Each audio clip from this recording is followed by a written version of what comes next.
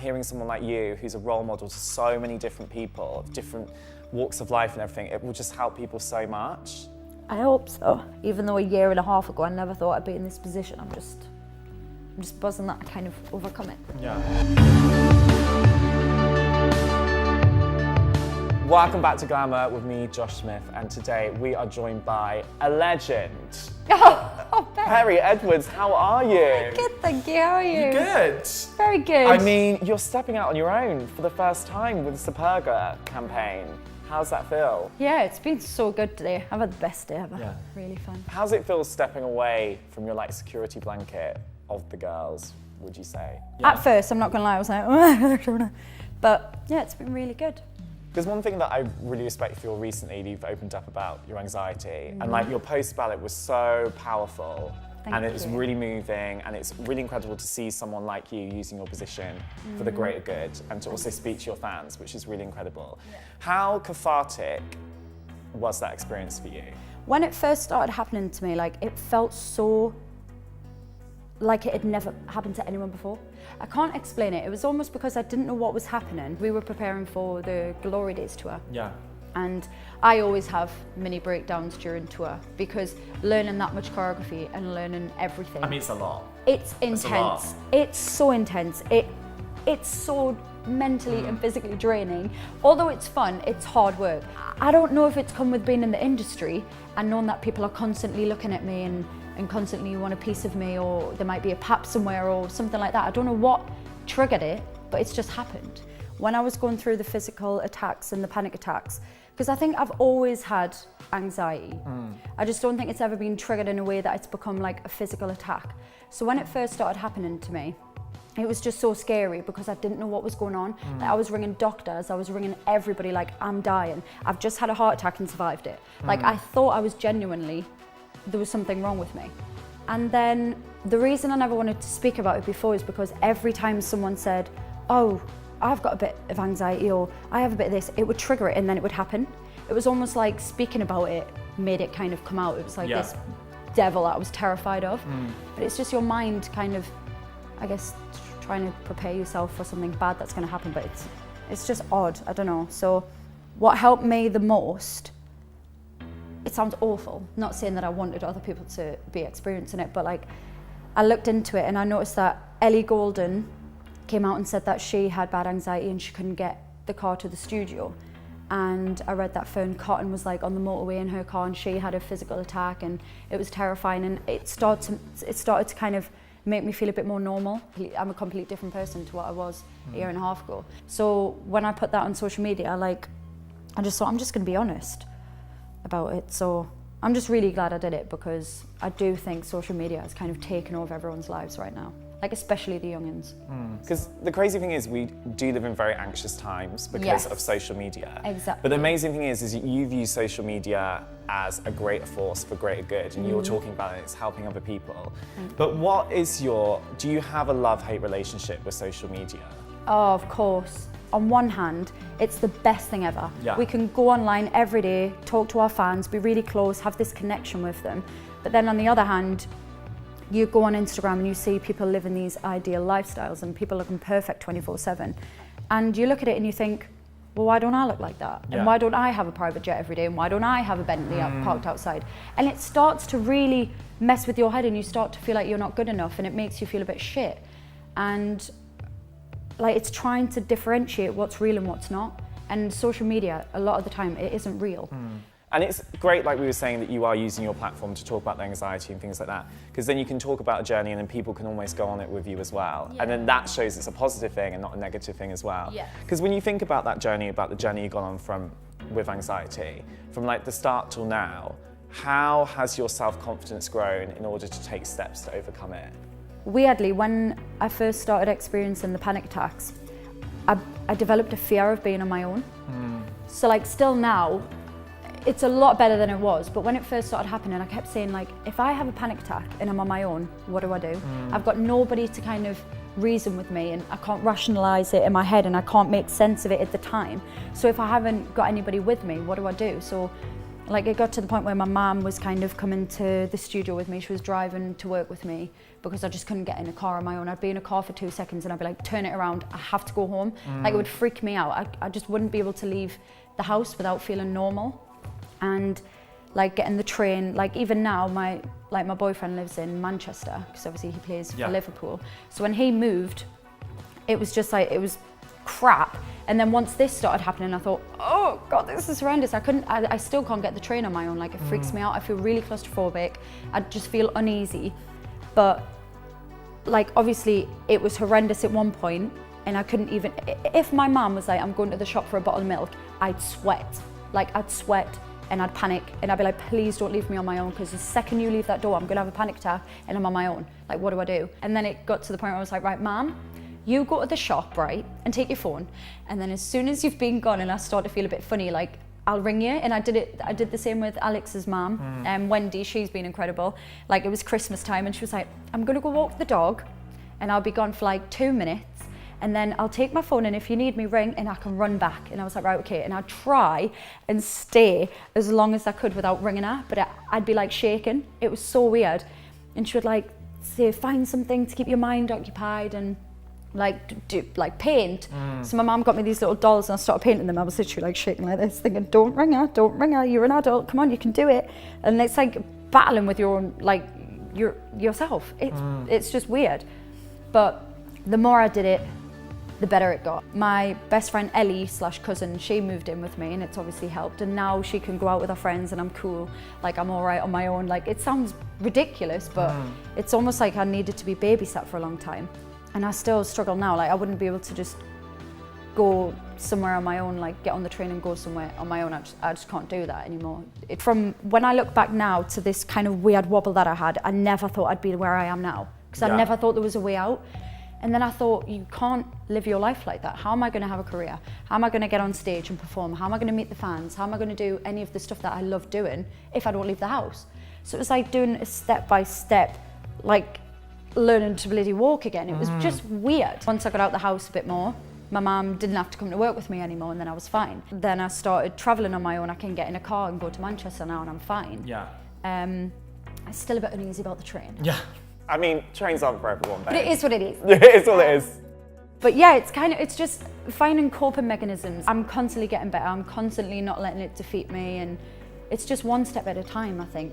I think we all need to remember we're on a journey, right? Yes, we and are. I think the thing you said in the post where you said, I've been in a relationship with my mind for 25 years, is such a powerful statement because we need to realise we're actually in a relationship with ourselves. Yeah, we are.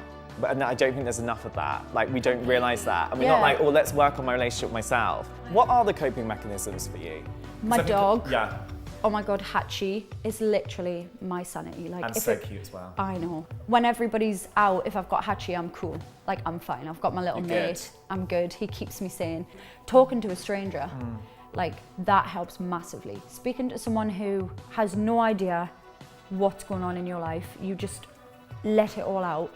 And it's the best feeling in the world. Like, therapy for me helped hugely. And it's amazing you can sit here and not be ashamed about it as well. No, because I think a lot of people feel that if they go I see a was. therapist, they're like, oh I my was God, so the shame. embarrassed. Yeah. Why do you think that? I don't know, because I thought if I tell everybody I've been to therapy, they're going to think I'm nuts.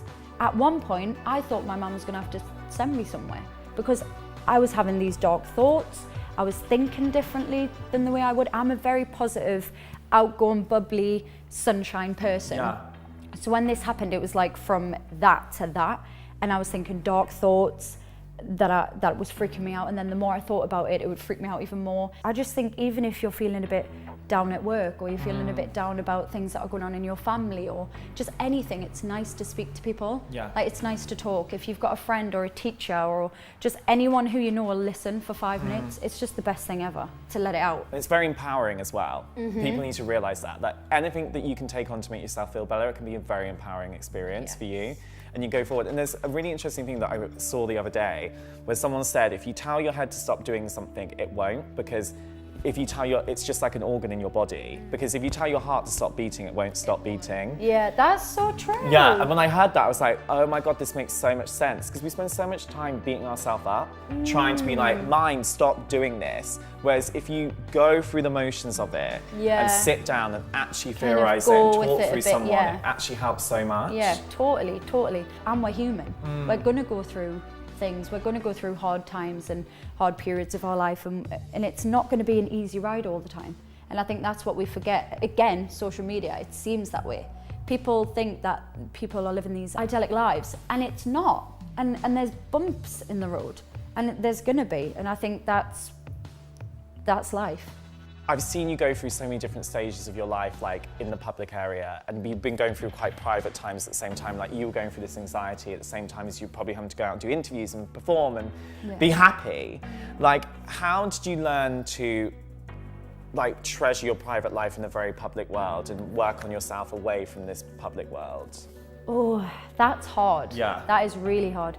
I think sometimes when you're in this industry, you kind of have to be the actress sometimes. It does suck that you can't show your emotion 24/7 because you have to be on the camera, you have to be ready to do an interview. Yeah. Like, you can be heartbroken and just want to get in bed and throw the quilt over your head and never come out for a week and eat ice cream and be miserable, but instead you have a performance to prepare for and interviews to do. And sometimes it's better, because I think if I didn't have work at the time that all of like the anxiety was going on, I wouldn't have went. Like, if I didn't have 3 other girls to think about and be strong for, and all the fans that wanted to see the show be the best it could possibly be, I don't think I would have came back to work. Well, I think you're just so incredible that you're here right now saying this. Thanks. Because it's honestly, like, I can't imagine having to do that. Like, we all have moments when we're like, right, we have to cope because of for other people. Yeah. But when you're doing it for like millions of fans, that can be so daunting, and you've actually got through it, and I just think you're amazing. Oh, why did I know you were going to make me cry? I was not. You made Leanne cry. No. Oh my God, I'm going to get a reputation. You actually are. This is why I've got so much respect for you girls, because you've done so much incredible stuff to help people, and you haven't just sat there, and you could very easily have sat here today and like brushed over all the things that you've gone through. But anyone who watches this is really going to help them. Like, I go through anxious moments, we all go through anxious moments, and like hearing someone like you who's a role model to so many different people, different walks of life and everything, it will just help people so much. I hope so. Yeah, and it will. And also, Good. even just like, for instance, when you went through and you just came out about your freckles and you were like, yeah, I just want to be really proud about that. That's another amazing thing you've done as well. Thanks. And I think you should take the time to pat yourself on the back, because you've honestly helped so many people, and you can see that in your fan base. Yeah, I hope so. That's why I did it. So even though a year and a half ago I never thought I'd be in this position, I'm just buzzing that I kind of overcome it. Yeah, buzzing. And you should be. You should be buzzing. Thanks. And I do love that thing that you said about the freckles as well, because I think we're living in such like a pressured beauty industry still. How has your relationship with the beauty industry changed, do you think? When I was younger, I remember I was in the playground and we were playing Catchy Kisses. And one of the boys was like, yeah, let's play Catchy Kisses. And I was like, okay. And then I was thinking, God, I really hope someone catches me for a smooch. Yeah. And I ran and I looked behind and there wasn't one person chasing me. They were all after Nicola. And I remember thinking, what about me? Yeah. And I remember one of the boys was like, oh, don't kiss her, she's well freckly. And I remember thinking, what the heck? What is wrong with my freckles? And I hated them. And I went home and I was like, Mom, I'm thinking of getting a skin peel. And she was like, what? And I was like, surely they can peel off your skin and put new skin on. And she was like, what is wrong with you? Why are you saying this? And I was like, because the boys want to kiss me because apparently I'm too freckly. And she was like, that is nonsense. She was like, you wait till they all want to kiss you now. My mum always knew I'd be a star. Oh, she knew it. She just knew. She knew it. And yeah, now just the boys like, are trying to kiss you, babe. But isn't it awful though that it gives you a complex? Like, and even my scar, like growing up being in the dressing rooms, getting changed in front of all the other girls, and I had this big scar on my stomach, and I just, like, it's just a lot when you're a kid. You think it's the end of the world. You'd think that if you've got freckles or it's something you're insecure about, like scars and everything like that, like it's horrendous. It's the end of the world. Why can't I be normal? Why can't I have a normal stomach? And as you get older, you think, damn, I think it's pretty quirky. Yeah. You know? Like, I love freckles. I'm like this in the sun now, trying to get more because I just love them. Whereas when I was a kid, it was different. But I just think when you're a kid, everything's 10 times worse. You worry about the silliest things, like, don't you? So I think age definitely helped me. I've always said you can't please everyone. If I'm trying to please people, why do I have to do something that makes me unhappy, like wearing loads of foundation to make my skin look flawless, when people are still going to say I look shit, and they're going to say why she wearing too much makeup. So I may as well just be myself and then let it be that. Well, I think you're beautiful inside and out, babes. Thanks, straight out. I really do. And thanks for taking the time out to talk to me and share that message, because I think even with what you were saying about being in the school playground and having freckles, like, that's happening to someone out there right now. And it's great that they can look up to you and be like, oh my God, when I get to that age, I'm going to feel powerful, I'm going to feel empowered. Yeah. You're epic. Yay. Thanks so much. You're the Thank best. you so much. For more amazing, empowering videos like this with such epic, empowering women as Perrie, make sure you subscribe to the Glamour UK channels now.